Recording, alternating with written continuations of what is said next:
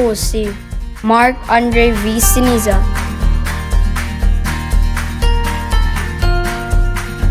Ang exemplary child ng Dalmantayan, Cebu.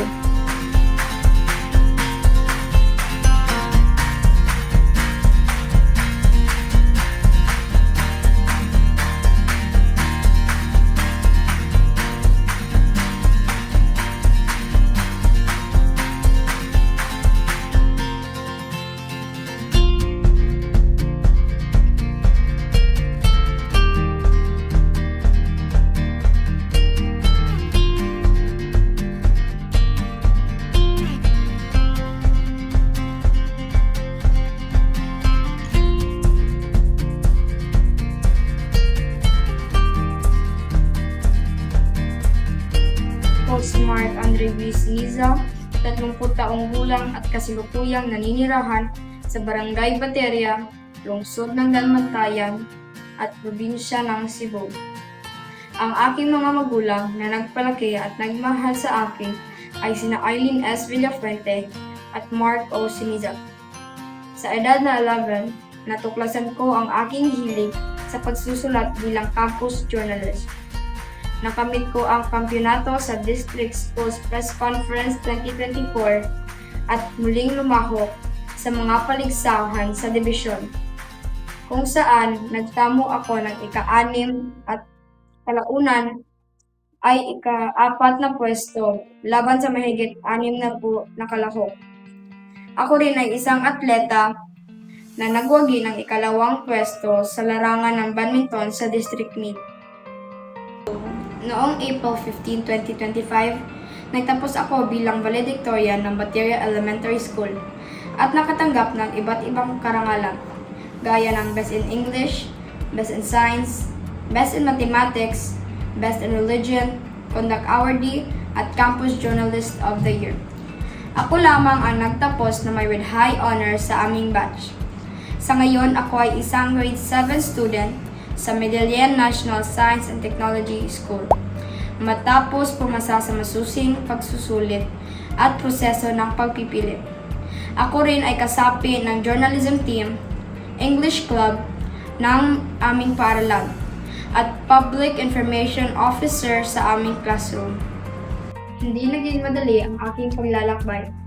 Namatay ang aking ama noong 2024 at ang aking ina ang nagsisikap magtaguyod sa amin sa pamamagitan ng pagtatrabaho at paglilingkod bilang barangay secretary. Taong 2015 nang maging benepisyaryo ang pamilya namin ng Pantawid Pamilya Pilipino Program for Peace. At noong 2019 ay tuluyan kaming naisama sa regular na programa. Bilang pasasalamat sa lahat ng tulong ng programa, ibinigay ko ang aking buong pasasalamat at makakaya upang maging isang huwaran sa klase, sa pagsusulat at sa aming komunidad. Bukod sa pagiging aktibo sa paaralan, isa rin akong child representative sa aming barangay. Lumahok sa mga forum, kumpanya laban sa diskriminasyon at advokasya para sa kalikasan.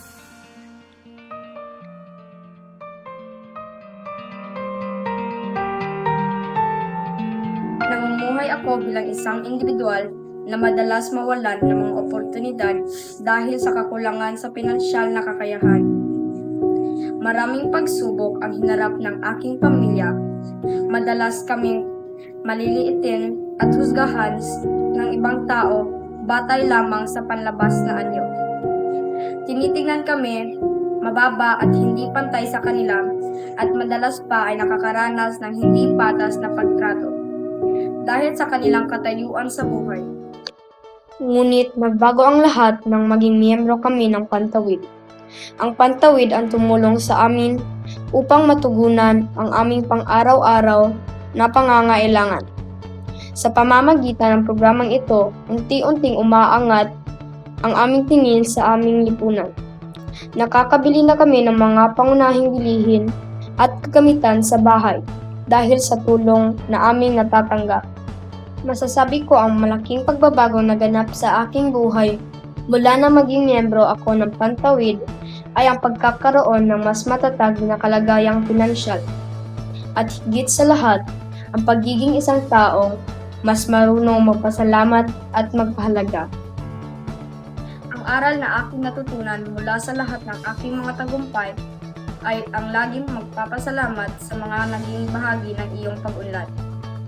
Una, ang pagsasalamat sa Diyos para sa regalo ng buhay at sa kakayahang matuto, rumispeto at pahalagahan ang mga bagay.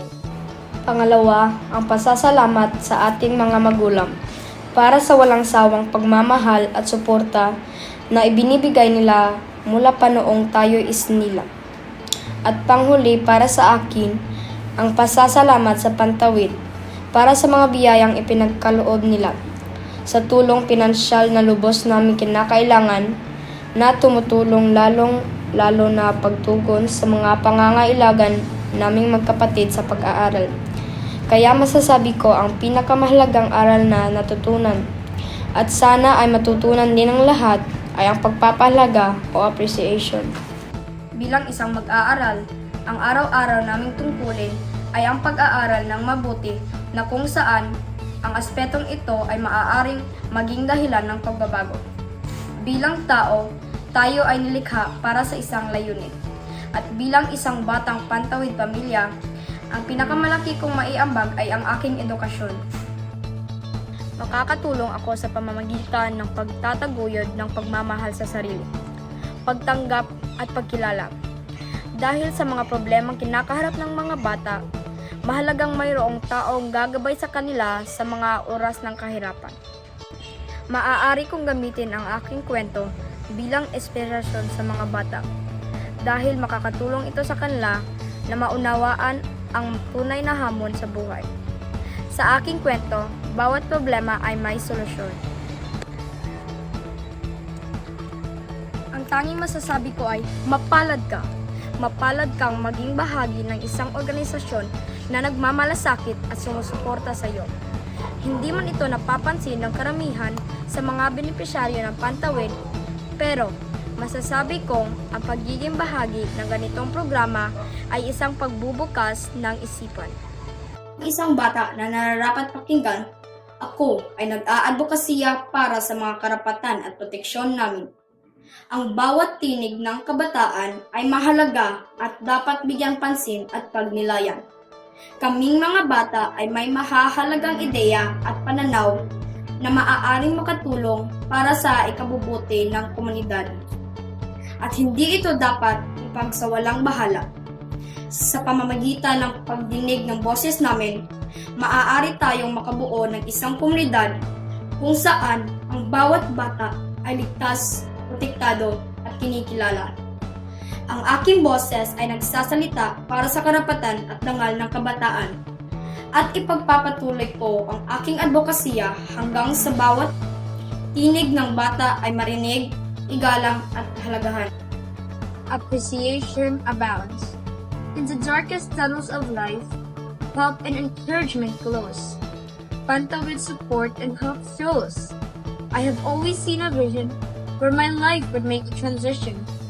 Every step I take and make, I fear that my opportunities would shake. Pantawid helped me realize that everyone is free to feel prioritized. I managed to see my importance through Pantawid's never-ending guidance. Being a member of Pantawid is so lucky because it feels like I always have a buddy. Being a part of this organization is so uplifting. It's like the world is slowly shifting. Pantawid helped me and my family to be seen and appreciated in our community. Pantawid not only helped us financially, but also emotionally. Through Pantawid, I saw the definition of the word dedication. I offer this to Pantawid for appreciation, a program that deserves a celebration.